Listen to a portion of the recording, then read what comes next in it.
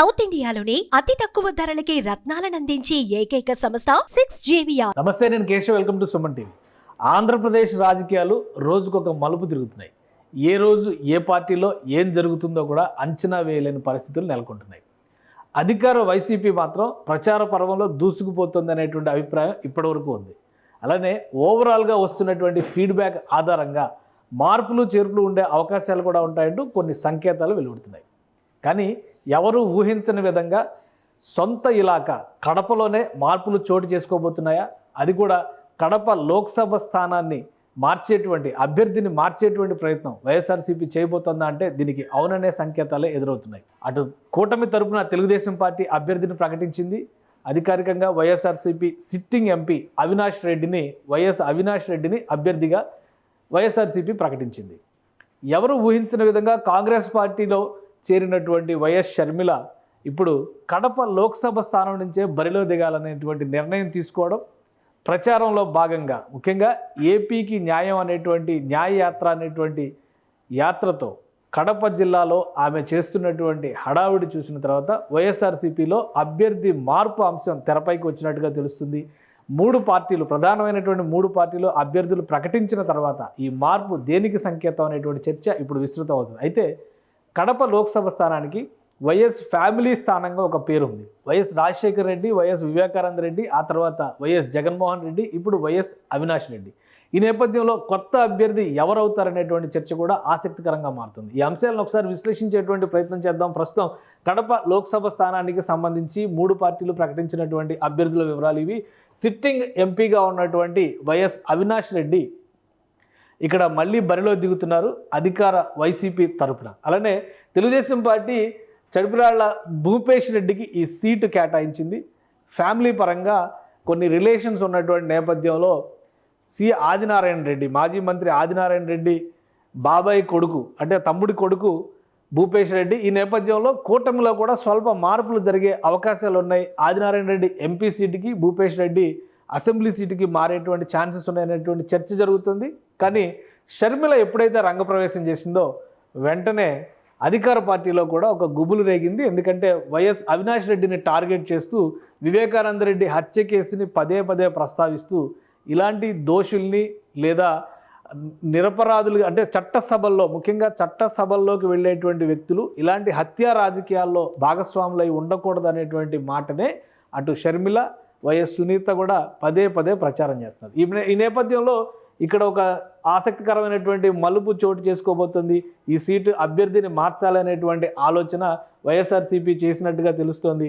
ఈ క్రమంలోనే అసలు కడప సీటు పరిస్థితి ఏంటి, కడప లోక్సభ స్థానంలో ఎవరి బలాలు ఏ విధంగా ఉంటాయి, అక్కడ మారిస్తే ఎవరికి ఛాన్స్ ఉంటుంది అనేటువంటి అంశాన్ని ఒకసారి విశ్లేషించేటువంటి ప్రయత్నం చేద్దాం. ఇది కడప లోక్సభ స్థానం హిస్టరీ కనుక చూస్తే గతంలో ఉన్నటువంటి చరిత్ర పూర్తిగా ఇది వైఎస్ ఫ్యామిలీకి కంచుకోట అని చెప్పాల్సినటువంటి పరిస్థితి ఉంటుంది. 1989 తర్వాత ఇక్కడ వైఎస్ ఫ్యామిలీ మాత్రమే ఎంపీ క్యాండిడేట్గా ఎంపీగా నిలవడం అనేది జరుగుతుంది. ఇక్కడ వచ్చేటువంటి నియోజకవర్గాలు ప్రధానంగా బద్వేలు, కడప, పులివెందుల, కమలాపురం, జమ్మలమడుగు, ప్రొద్దుటూరు, మైదుకూరు. ఈ నియోజకవర్గాల అన్నింటిలో కూడా వైఎస్ ఫ్యామిలీ అలానే వైఎస్ కుటుంబానికి సన్నిహితమైనటువంటి కుటుంబాల పట్టు మాత్రమే ఉన్నటువంటి పరిస్థితి. అందుకనే ఈ నియోజకవర్గాల అన్నింటిలో అభ్యర్థులు ఎప్పుడు వాళ్లే గెలుస్తున్నటువంటి పరిస్థితి. అలానే 1989 తర్వాత ఈ స్టోరీ చూస్తే ఒకసారి 1989 తర్వాత వైఎస్ రాజశేఖర్ రెడ్డి నిరంతరాయంగా ఇక్కడ గెలుస్తూ వస్తున్నటువంటి పరిస్థితి కనిపిస్తుంది.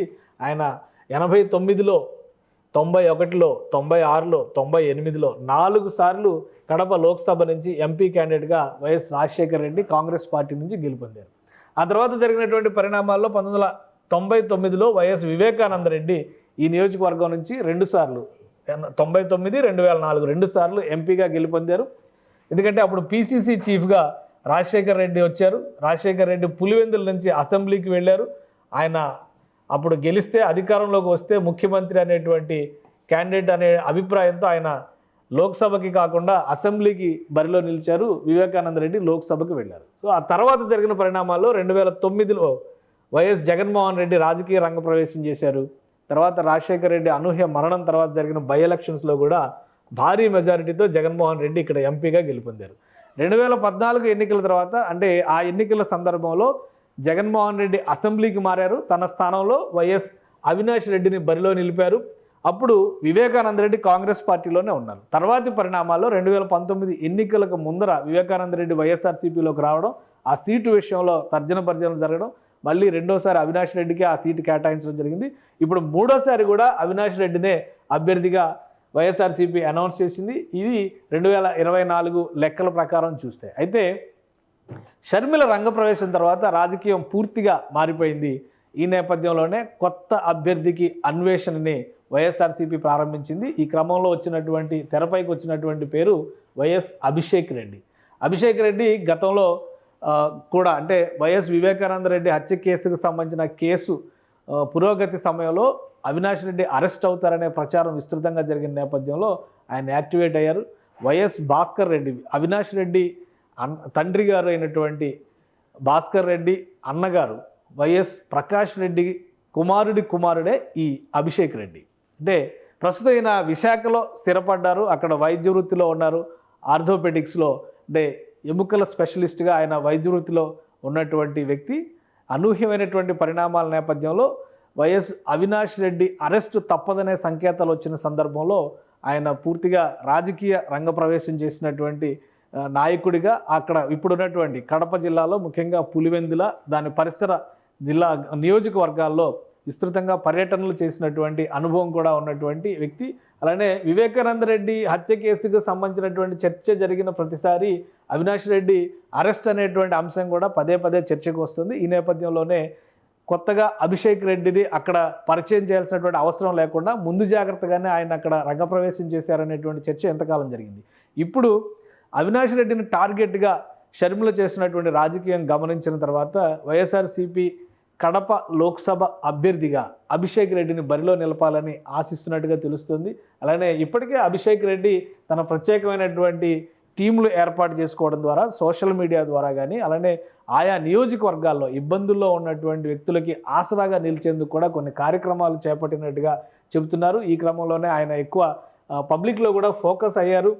కొన్ని కార్యక్రమాలు నిర్వహించేటువంటి క్రమంలో అటు జగన్మోహన్ రెడ్డి, భారతి అలానే అవినాష్ రెడ్డి వీళ్ళందరితో కలిసి నియోజకవర్గ ప్రజలతో మమేకం అవుతున్నటువంటి సందర్భాలు అనేకం ఉన్నాయనేది వైఎస్ఆర్సీపీలో ఉన్నటువంటి నాయకులే చెప్తున్నటువంటి పరిస్థితి ఉంది. సో ఈ క్రమంలో ఇప్పుడు ఉన్నటువంటి రాజకీయాలను బట్టి చూస్తే కనుక వైఎస్ ఫ్యామిలీలోనే ఒక అంతర్గతమైనటువంటి ఘర్షణ వాతావరణంగా మారినటువంటి ఈ అంశం పైన ఒక చర్చని లేవనెత్తేటువంటి పరిస్థితి అటు సొంత చెల్లెళ్లే చేపట్టినటువంటి తరుణంలో వైఎస్ అవినాష్ రెడ్డి స్థానంలో ఇతనిని రంగప్రవేశం చేయించాలనేటువంటి ఆలోచన జగన్ చేస్తున్నట్టుగా తెలుస్తోంది. సో ఈ క్రమంలో అభిషేక్ రెడ్డి అభ్యర్థిత్వాన్ని కనుక అక్కడి నుంచి కన్ఫర్మ్ చేస్తే ఇక్కడ నుంచి రాజశేఖర్ రెడ్డి డాక్టర్గా ఎంపీగా గెలిచారు. ఒక డాక్టర్గా అక్కడ నియోజకవర్గ పరిధిలో పేరు ప్రఖ్యాతులు సంపాదించుకొని ఎంపీగా గెలిచి సర్వీసెస్ చేశారనేటువంటి అభిప్రాయం ఉంది. అలానే వైద్య వృత్తిలోనే ఉన్నటువంటి అభిషేక్ రెడ్డికి కూడా విశాఖ పరిసర ప్రాంతాల్లో మంచి పేరుంది. అయితే రాజకీయంగా వస్తున్నటువంటి ఒత్తిళ్లను దృష్టిలో పెట్టుకొని కడప లోక్సభకి ఆయన అభ్యర్థిత్వాన్ని కన్ఫర్మ్ చేయాలనేటువంటి ఒత్తిడి కుటుంబ పరంగా కూడా ఒక నిర్ణయం తీసుకున్నట్టుగా తెలుస్తుంది. ఒకవేళ అదే నిజమైతే అతి త్వరలోనే కొన్ని సీట్లలో ముఖ్యంగా వైఎస్ఆర్సీపీ మొత్తం అన్ని సీట్లు అనౌన్స్ చేసినటువంటి నేపథ్యంలో కొన్ని సీట్లపైన ప్రత్యేకమైనటువంటి ఫోకస్ పెడుతుంది. ఈ ఫోకస్లో భాగంగా ఒక 2 లోక్సభ సీట్లలో కూడా మార్పులు తప్పవు అనేటువంటి సంకేతాలు వస్తున్నాయి. ఒకవేళ అదే కనుక జరిగితే ఆ లోక్సభ సీట్ల జాబితాలో కడప లోక్సభ సీటు కూడా ఖచ్చితంగా ఉంటుంది.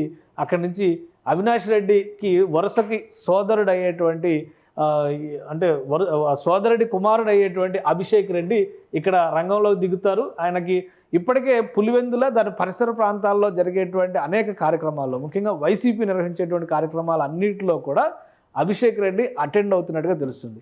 సో ఫ్యామిలీ పరంగా ఉన్నటువంటి రిలేషన్స్, వైఎస్ కుటుంబం వైఎస్ఆర్ ఫ్యామిలీకి సంబంధించినటువంటి 3వ తరం వారసుడు అనేటువంటి సంకేతాలు, వైద్య వృత్తిలో ఉండడం అనేది కూడా ఈయనకి వ్యక్తిగతంగా కలిసి వస్తుందనేటువంటి అభిప్రాయం వ్యక్తం చేయడం. సో ఆల్మోస్ట్ జగన్మోహన్ రెడ్డి గారు ఈ అభ్యర్థిత్వానికి గ్రీన్ సిగ్నల్ ఇచ్చినట్టుగా తెలుస్తుంది.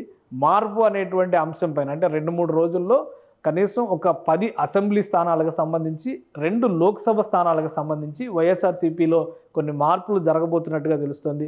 ఆ సందర్భంలో అభిషేక్ రెడ్డి అభ్యర్థిత్వాన్ని కడప పార్లమెంటు స్థానానికి సంబంధించి అనౌన్స్ చేసేటువంటి అవకాశాలు ఎక్కువగా కనిపిస్తున్నాయి. అవినాష్ రెడ్డికి అంటుకున్నటువంటి ఈ రాజకీయ హత్య అనేటువంటి మకిలి వలన పార్టీ కూడా నష్టపోయేటువంటి ప్రమాదం ఉంది అనేటువంటి అభిప్రాయం సొంత పార్టీలోని వ్యక్తులే కొందరు వ్యక్తం చేస్తున్నట్టుగా తెలుస్తుంది. ఈ క్రమంలోనే ఈ దిద్దుబాటు చర్యలకి జగన్మోహన్ రెడ్డి గ్రీన్ సిగ్నల్ ఇచ్చినట్టుగా తెలుస్తుంది.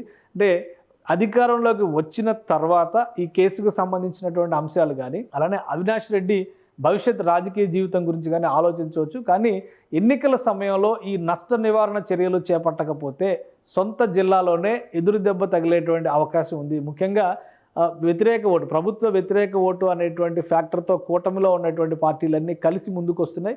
అలానే షర్మిల చేస్తున్నటువంటి కుటుంబంలో జరిగిన సంఘటనలపైన రాజకీయం వలన వైఎస్ఆర్సీపీ ఓటు బ్యాంకుకి గండి కొట్టేటువంటి అవకాశాలు ఉన్నాయనేటువంటి అభిప్రాయం ఇప్పటికే చాలామంది వ్యక్తం చేసినట్టుగా తెలుస్తుంది. ఈ అంశాలన్నింటినీ దృష్టిలో ఉంచుకునే ఈ దిద్దుబాటు చర్యలకి జగన్మోహన్ రెడ్డి గ్రీన్ సిగ్నల్ ఇచ్చారంటున్నారు. సో అదే క్రమంలో ఇటు కడప పార్లమెంటు స్థానంలో మార్పు జరుగుతుంది. మరొక పార్లమెంటు విషయంలో కూడా అంతర్గతంగా చర్చ జరుగుతున్నట్టుగా తెలుస్తుంది. అక్కడ అభ్యర్థి బలహీనంగా ఉండడం, ప్రచారంలో ఉత్సాహం కనపరచినటువంటి అభ్యర్థులు, అలానే నియోజకవర్గాల్లో డోర్ టు డోర్ క్యాంపెయిన్లో వీక్గా ఉన్నటువంటి అభ్యర్థులు. ఎందుకంటే ఎన్నికల ప్రణాళికని ప్రకటించడానికి ఏడాది ముందర నుంచే ఇంటింటికి వైసీపీ పేరుతో ప్రతి ఒక్కరూ చేరువు కావాలనేటువంటి సంకేతాలు జగన్మోహన్ రెడ్డి ఇచ్చారు. దానికి సంబంధించినటువంటి క్షేత్రస్థాయి సర్వేలు కూడా అప్పట్లో నిర్వహించారు. సో ఇప్పుడు కూడా అభ్యర్థుల ప్రచార సరళి పైన ఎప్పటికప్పుడు ఫీడ్బ్యాక్ తెప్పించుకుంటున్నట్టుగా తెలుస్తుంది. ఈ 175 మంది అభ్యర్థుల్లో ప్రజల్లోకి వెళ్ళడానికి, ప్రభుత్వ విధానాల్ని, వైసీపీ పథకాలని ప్రచారం చేయడంలో విఫలమవుతున్నటువంటి కొంతమందిని ఇప్పటికే గుర్తించినట్టుగా తెలుస్తుంది. సో ఇవన్నీ కూడా షార్ట్ లిస్ట్ చేయడం, అలానే లోక్సభ స్థానాలకు సంబంధించినటువంటి మార్పులపైన కూడా ఒక కన్క్లూజన్ తీసుకురావడం, ఇది జరిగితే కనుక 2-3 రోజుల్లో ఈ మార్పు ప్రకటన వైసీపీ నుంచి వెలువడేటువంటి అవకాశాలు స్పష్టంగా ఉన్నాయి. సుమన్ టీవీలో మీ పర్సనల్ అండ్ బిజినెస్ ప్రమోషన్స్ కోసం కింది నెంబర్కి కాంటాక్ట్ చేయండి.